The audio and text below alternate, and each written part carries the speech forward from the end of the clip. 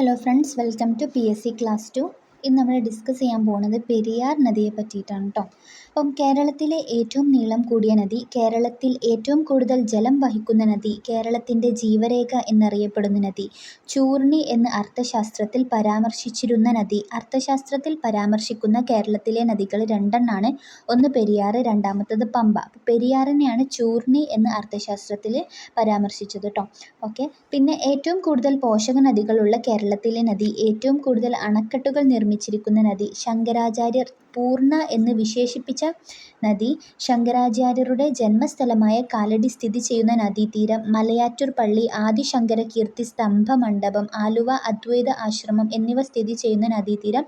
ഇതെല്ലാത്തിനും ഉത്തരം വരുന്നത് പെരിയാറാണ് കേട്ടോ. ഒന്നാമത്തെ കേരളത്തിലെ ഏറ്റവും നീളം കൂടിയ നദി, കേരളത്തിലെ ഏറ്റവും കൂടുതൽ ജലം വഹിക്കുന്ന നദി, കേരളത്തിൻ്റെ ജീവരേഖ, ചൂർണി എന്ന അർത്ഥശാസ്ത്രത്തിൽ പരാമർശിച്ചിരിക്കുന്ന നദി, ഏറ്റവും കൂടുതൽ പോഷക നദികളുള്ള കേരളത്തിലെ നദി, ഏറ്റവും കൂടുതൽ അണക്കെട്ടുകൾ നിർമ്മിച്ചിരിക്കുന്ന കേരളത്തിലെ നദി, ശങ്കരാചാര്യർ പൂർണ്ണ എന്ന് പരാമർശിച്ച നദി, ശങ്കരാചാര്യരുടെ ജന്മസ്ഥലമായ കാലടി സ്ഥിതി ചെയ്യുന്ന നദീതീരം, മലയാറ്റൂർ പള്ളി, ആദിശങ്കര കീർത്തി സ്തംഭ മണ്ഡപം, ആലുവ അദ്വൈത ആശ്രമം എന്നിവ സ്ഥിതി ചെയ്യുന്ന നദീതീരം. ഇതൊക്കെ പെരിയാറാണ് ഉത്തരം വരിക. പെരിയാറിൻ്റെ ഉത്ഭവസ്ഥാനം വരുന്നത് സഹ്യപർവ്വതത്തിലെ ശിവഗിരി മലയാണ്.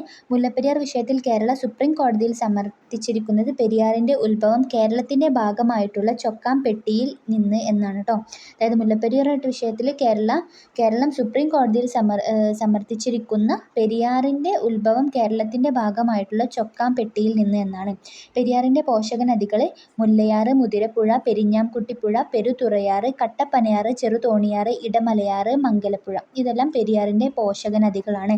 മുല്ലയാറ്, മുതിരപ്പുഴ, പെരിഞ്ഞാംകുട്ടിപ്പുഴ, പെരുതുറയാറ്, കട്ടപ്പനയാറ്, ചെറുതോണിയാറ്, ഇടമലയാറ്, മംഗലപ്പുഴ. ഇതെല്ലാം പെരിയാറിൻ്റെ പോഷക നദികളാണ്. പെരിയാറിനോട് ആദ്യം ചേരുന്ന പോഷക നദിയാണ് മുല്ലയാർ. പെരിയാറിൻ്റെയും മുല്ലയാറിൻ്റെയും സംഗമ ഭാഗത്ത് സ്ഥിതി ചെയ്യുന്ന ഡാമാണ് മുല്ലപ്പെരിയാർ ഡാം. പെരിയാറിനോട് ആദ്യം ചേരുന്ന പോഷക നദി മുല്ലയാർ. പെരിയാറിൻ്റെയും മുല്ലയാറിൻ്റെയും സംഗമ സ്ഥലത്ത്, അത് രണ്ടും കൂടി ചേരുന്ന ഭാഗത്ത് സ്റ്റാർട്ട് ചെയ്തിട്ടുള്ള, അതായത് ഫോം ചെയ്തിട്ടുള്ള ഡാമാണ് മുല്ലപ്പെരിയാർ ഡാം. മൂന്നാറിൽ സംഗമിക്കുന്ന നദികൾ, മൂന്നാർ എന്ന് പറഞ്ഞാൽ 3 നദികൾ കൂടിയിട്ടാണ്. അത് മുതിരപ്പുഴ, നല്ലതണ്ണി, കുണ്ടള. ഇത് മൂന്നുമാണ് മൂന്നാറിൽ സംഗമിക്കുന്ന നദികൾ.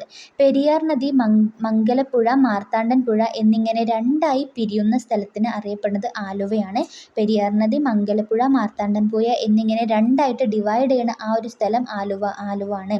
മംഗലപ്പുഴ പതിക്കുന്ന നദിയാണ് ചാലക്കുടി പുഴ. ആലുവ പുഴ, കാലടി പുഴ എന്നീ പേരുകളിലും പെരിയാർ നദി അറിയപ്പെടുന്നുണ്ട്. പെരിയാർ നദി ഒഴുകുന്ന ജില്ലകൾ രണ്ടെണ്ണമാണ്. ഇടുക്കി, എറണാകുളം എന്നീ ജില്ലകളിലൂടെയാണ് പെരിയാർ നദി ഒഴുകുന്നത്. പെരിയാറിൻ്റെ പതനസ്ഥാനമാണ് വേമ്പനാട്ട് കായൽ. വേമ്പനാട്ട് കായലാണ് പെരിയാറിൻ്റെ പതനസ്ഥാനം. പെരിയാറിലെ പ്രധാന ജലവൈദ്യുത പദ്ധതികൾ ഇടുക്കി, പള്ളിവാസൽ, ചെങ്കുളം, പന്നിയാറ്, നേര്യമംഗലം, ലോവർ പെരിയാർ. ഇതൊക്കെയാണ് പ്രധാനമായിട്ടുള്ള ജലവൈദ്യുത പദ്ധതികൾ. പെരിയാറിൻ്റെ തീരത്തുള്ള വന്യജീവി സങ്കേതങ്ങൾ 2 ഉണ്ട്. തേക്കടി വന്യജീവി സങ്കേതവും തട്ടേക്കാട് പക്ഷി സങ്കേതവുമാണത്. 2 വന്യജീവി സങ്കേതങ്ങളാണ്, തേക്കടിയും തട്ടേക്കാട് പക്ഷി സങ്കേതവും.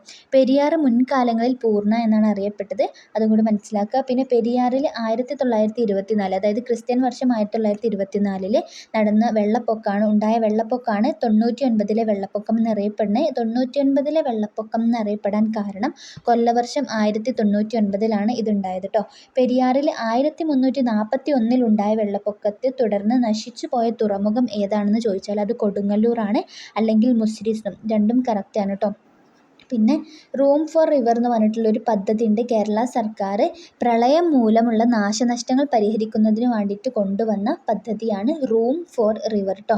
നെതർലാൻഡിൽ നടപ്പിലാക്കിയ പദ്ധതിയാണിത്. ഇതിൻ്റെ പ്രധാന ലക്ഷ്യം എന്താണെന്ന് വെച്ചാൽ നദികളുടെ ആഴം വർദ്ധിപ്പിച്ചും നദികളുടെ സുഗമമായ ഒഴുക്കിനുള്ള തടസ്സങ്ങൾ നീക്കിയും അവയുടെ ജലവാഹക ശേഷി വർദ്ധിപ്പിക്കുകയും തന്മൂലം പ്രളയ സാധ്യത കുറയ്ക്കുകയും ചെയ്യുക എന്നുള്ളതാണ് കേട്ടോ പ്രധാനപ്പെട്ട ലക്ഷ്യങ്ങൾ. ഓക്കെ, അപ്പം ഇത്രയും പോയിൻറ്റ്സാണ് പെരിയാറിനെ പറ്റിയിട്ട് പറയാനുള്ളത്. Okay, thank you.